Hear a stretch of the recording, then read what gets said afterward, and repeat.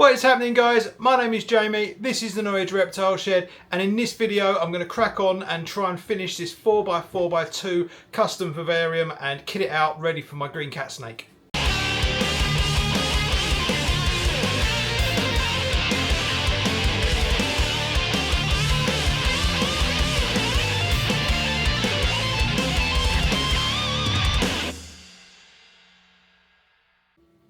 So this is the 4x4x2 foot vivarium that I built in earlier this year, and I built a 4x2x2 as well that's gone underneath it, that has got Piggy the hognose snake in there, and this thing has sat dormant for quite a while now. I've had a lot of changes going on out here, lots of things to do, and yeah, this thing has just taken a bit of a back seat, but I really need to get this thing up and running. I do actually have the glass cut ready. I've got all the equipment. It's just a case, to be honest with you, it's just been a case of fitting a background, and the background has been such a big job. That's why I've been putting this off. So for the first time ever, I have a very simple background that I'm going to be fitting, and I'm going to show you how I'm going to fit that, and I'm going to kind of go over my theory behind it as well, because as you know, with the Reptile Shed, we do like building quite elaborate backgrounds and enclosures and all this kind of stuff all the way around, but yeah, in this vivarium I need to keep it quite thin, because this is only a 2-foot vivarium, and I've got, actually, although the snake that's going in it isn't massive at the moment, Boiga Sinea, or the green cat snake, are quite a big snake. They are long, especially the females, so a 4x4x2 is a good size, but not massive.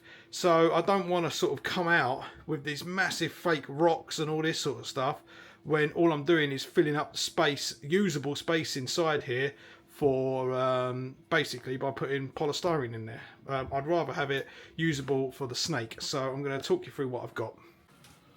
Okay, so the product that I'm going to be using for this background is just cork insulation. Now, I know I'm not the first person to use this stuff. My theory behind using this stuff is that I really want this vivarium to be lush with plants, so I want to have a background that is suitable for plant growth, and this does have that kind of texture that air roots and other things on plants can be able to grab onto. Obviously I know it's not the most interesting background in the world, and it certainly isn't a big piece of fake rock and all that stuff, so I do have maybe 11 enclosures outside here that have fake rock backgrounds. So just this once I am going to try and just save myself a little bit of effort, and go with something that I can stick to the back of this vivarium and get to going planting soil branches the next day, and have this thing ready to run within hours rather than weeks that it takes to do a proper fake background. So yeah, I'm gonna cut this to, I've basically ordered this slightly too big. The drop is good, the drop is 1 meter. This vivarium is 1.2 meters, so that gives me a area where this isn't going to touch the soil if I drop it from the top, but it's 1.2 meters wide, and the inside measurements of this enclosure aren't 1.2, so I need to give this a bit of a trim, and then I'm just going to use my standard old HA6 silicone, nice safe aquarium silicone, and I'm just going to go ahead and stick this to the wall. So let's go and do that.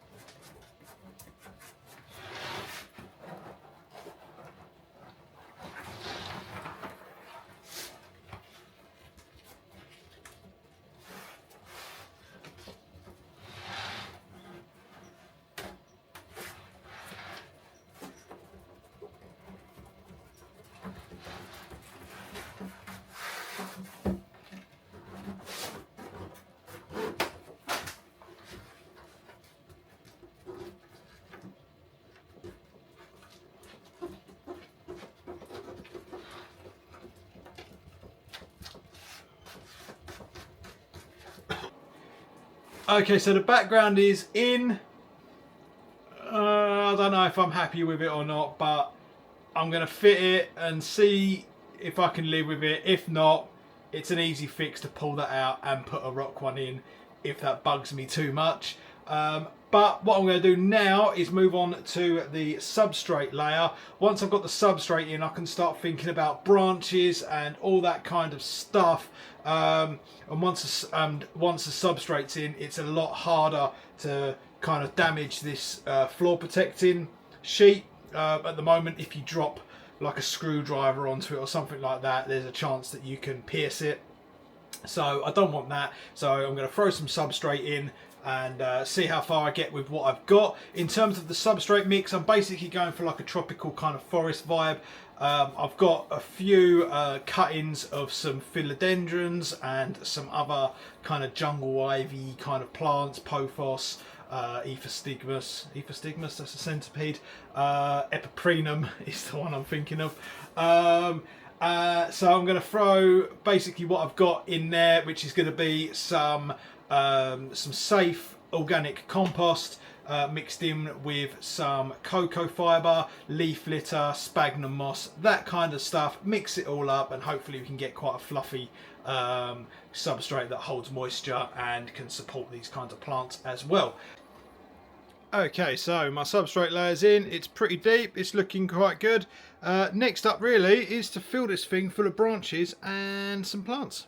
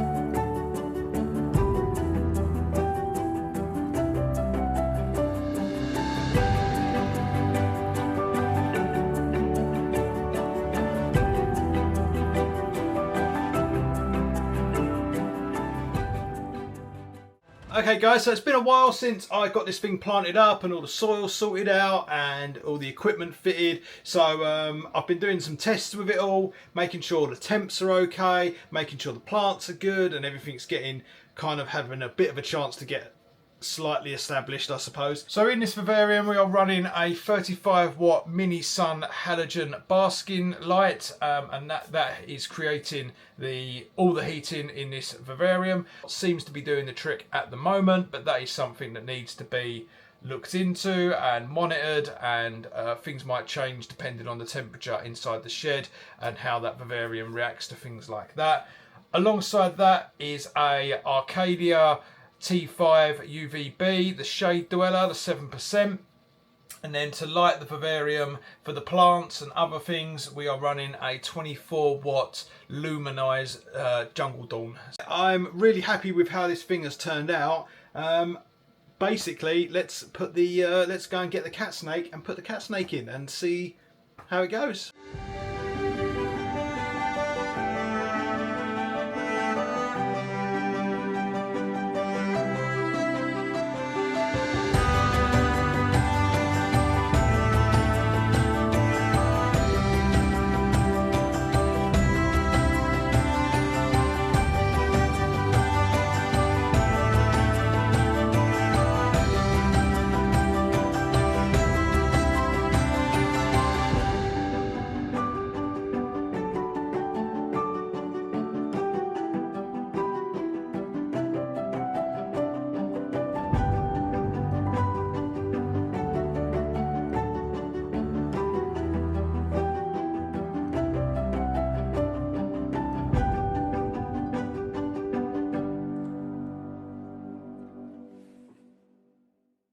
So there we have it, guys. There is another build complete. I'm really happy with this one. I really like how it's turned out.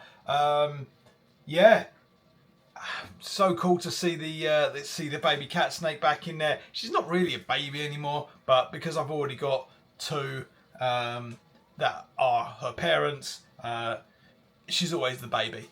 So yeah, that's the build. I hope you enjoyed it. If you have any questions, drop them down below in the comment section. Make sure to like and subscribe, and I'll catch you guys in the next video.